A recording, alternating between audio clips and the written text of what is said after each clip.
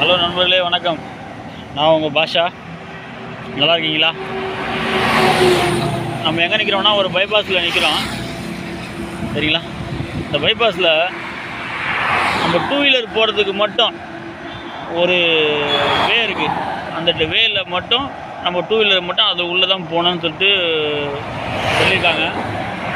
அந்த two wheeler ட்ராக்லேருந்து பெரிய track, அதாவது காரு, லாரி, பஸ்ஸு போகிற ட்ராக்கு, பெரிய ட்ராக்குக்கு நம்ம மாறும்போது பைபாஸில் அந்த வெள்ளைக்கோடில் வந்து ஸ்லோ பண்ணி ரைட்டில் ஏறணும். அப்படி இல்லைன்னா அது டூ வீலர் டயர் வந்து என்னன்னா வழுக்கி விடுது. சரிங்களா? இப்போ நான் வரும்போது பார்த்தேன், வந்துட்டு ரொம்ப ஃபாஸ்ட்டாக வந்துருந்தார். அந்த ட்ராக்கில் விட்டு இந்த ட்ராக்குக்கு மாறும்போது, டூ வீலர் ட்ராக்லேருந்து கார் ட்ராக்குக்கோ லாரி ட்ராக்குக்கோ மாறும்போது அந்த வெள்ளைக்கோடில் வழுக்கி விழுந்துட்டார். யாருமே அக்கம் பக்கத்தில் யாருமே எதுவுமே டிஸ்டர்ப் இல்லாமல் போயிருந்தவர் திடீர்னு ட்ராக்கை மாறும்போது விழுறாரு. அப்படின்னா என்ன, அதில் மாறும்போது உஷாராக மாறணும். பாருங்கள், அது காட்டுறேன். அவ்வளோ வழவழப்பாக இருக்குது அந்த ட்ராக்கு, பைபாஸ் ட்ராக்கு.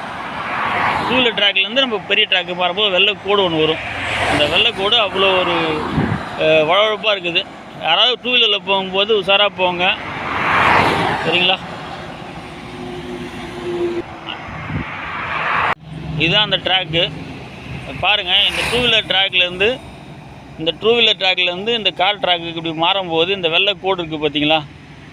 இந்த வெள்ளைக்கோடு தான் பிரச்சனையே. அப்படியே டூ வீலருக்கு டயரை வந்து அப்படியே வழுக்கி விடுது. 70-80க்கு மேலே போய் நீங்கள் கட் பண்ணணும்னு நினச்சிங்கன்னா அப்படியே வழுக்கி விட்டுரும். பார்த்துங்க, உஷாராக போங்க, உஷாராக வாங்க. சரிங்களா? Safe journey.